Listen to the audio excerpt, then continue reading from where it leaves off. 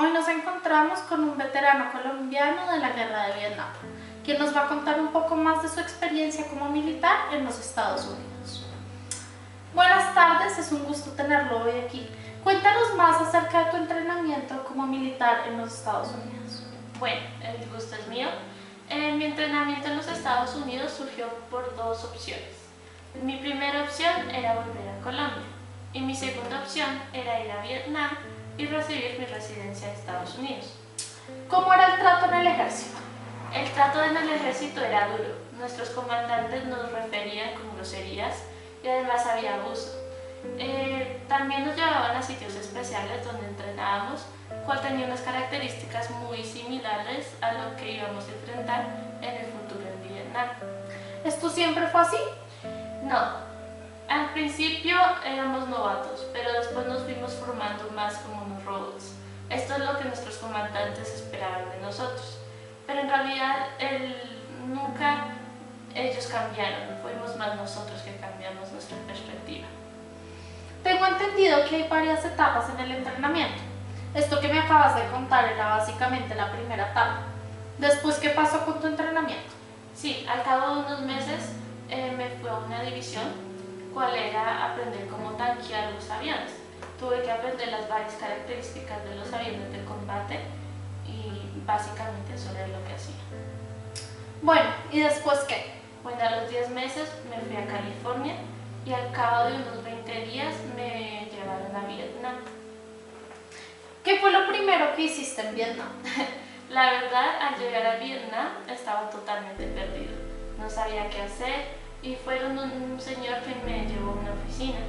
En la oficina me encontré con este señor que me dijo que me tenía que esperar unos días hasta que pudiera hacer algo de servicio.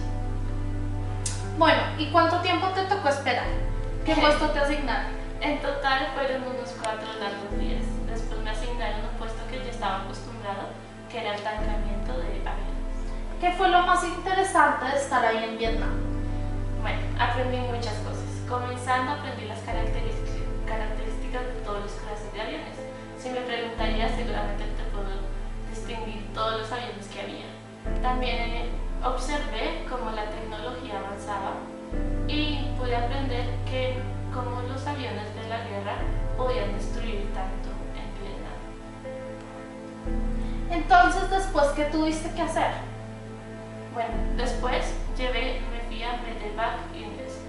Básicamente, unos soldados se montaban en helicópteros, iban a la zona de batalla y recuperaban a los soldados que estaban heridos. Era una tarea simple y llevaba a cabo de 10 minutos. Después que recolectábamos a los soldados, los llevamos a una zona que los ayudaba y volvíamos a nuestro puesto, que básicamente jugábamos cartas todo el día. Bueno, respecto a lo que dijiste antes de la cantidad de bombas que habían en todos estos aviones, ¿no te da impresión el sonido de las bombas y todo eso? Al principio te tengo que admitir que sí, me aterrorizaba el sonido, pero después uno se va acostumbrando y el sonido es normal. ¿Cuánto tiempo duraste en Vietnam? Duré en Vietnam un año, aunque en el último periodo me fui a la cárcel porque le pegué un puño a mi comandante. Qué relato tan conmovedor. Muchas gracias por contarnos más acerca de su vida. No se pierda nuestra próxima entrevista en la cual conoceremos más acerca de Astrid y su historia.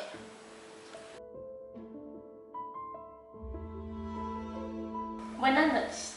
Hoy nos encontramos con Astrid, quien nos contará su experiencia de cómo entró a los Estados Unidos. Buenas noches. Es un honor tenerla aquí con nosotros.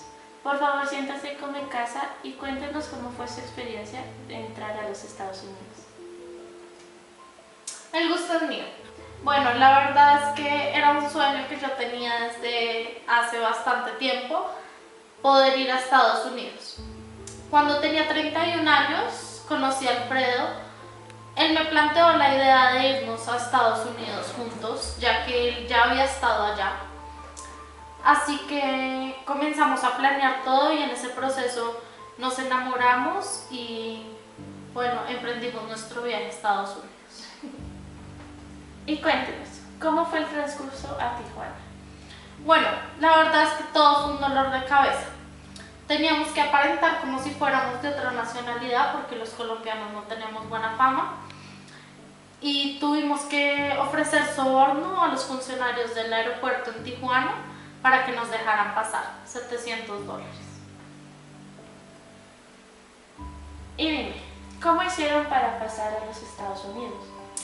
Bueno, al cabo de un tiempo nos recogió un joven que era parte de una de las agencias con una señora que habíamos estado trabajando desde Colombia para planear las cosas. Él nos llevó a un sitio en donde nos agrupamos con el resto de personas colombianas y de otras nacionalidades que también iban a pasar a Estados Unidos, pues indocumentados. ¿Y qué dificultades tuvieron en su transcurso a Estados Unidos? Bueno, lo primero fue que cuando estábamos caminando, unos helicópteros de inmigración comenzaron a rodear el área. Entonces, realmente nos asustó bastante y nos tocó tirarnos al piso y tratar de camuflarnos, ya que era de noche, se puede decir, y todos llevábamos ropas oscuras, excepto Alfredo, entonces me tocó como estar realmente junto a él para que él tampoco se notara. Después llegamos a una casa en donde nos tocó dormir en el piso, en unos tapetes, y el calor era desesperante, las condiciones no eran muy óptimas. ¿Y cómo hicieron para pasar por inmigración? Bueno, muchos de los hombres iban en una camioneta de platón que estaba cubierto con un hule, templaron un hule encima de todos ellos, y yo, debido a mi aspecto, que era mona, entonces podía pasar como americana. Entonces, junto con una señora peruana, nos fuimos en un automóvil escoltando la camioneta y no hubo mayor problema. Después de llegar, ¿cómo se sostuvieron económicamente? Bueno, al principio estuvimos con una amiga en Long Beach, Elizabeth, y después de un tiempo volvimos a Miami, donde por un periodo de tiempo estuvimos vendiendo fotografías en restaurantes y en sitios colombianos, y eran fotografías colombianas también, pero sin embargo esto tampoco nos daba lo suficiente para comer, pero no era algo con lo cual pudiéramos vivir todo el tiempo. ¿Por un lapso de tiempo? Sí, después Alfredo consiguió otro empleo de nuevo en Long Beach. Conocimos a una pareja de colombianos y entonces ellos, Alfredo junto con el otro hombre, arreglaban y pintaban las casas, y yo y la esposa de este hombre limpiábamos estas casas. Y cuéntame, ¿cuándo se complicaron verdaderamente las cosas?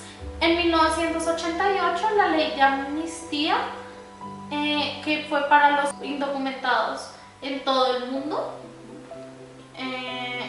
y era que un nacional no podía contratar indocumentados, era un peligro. Entonces las opciones de trabajo se volvieron realmente escasas y bueno, me tocó. Sin embargo, yo ya había pensado devolverme para Colombia desde antes. Y sinceramente, ¿aún quieres volver? Sí, extraño mucho mi tierra, y aunque la experiencia dejó lindos momentos y pude construir una relación con Alfredo, mi lugar está en Colombia junto a mi mamá y eso. Entonces yo sí voy a regresar, Alfredo se va a quedar por un tiempo más para ver si puede conseguir la residencia. Sin embargo, él también está pensando en volver.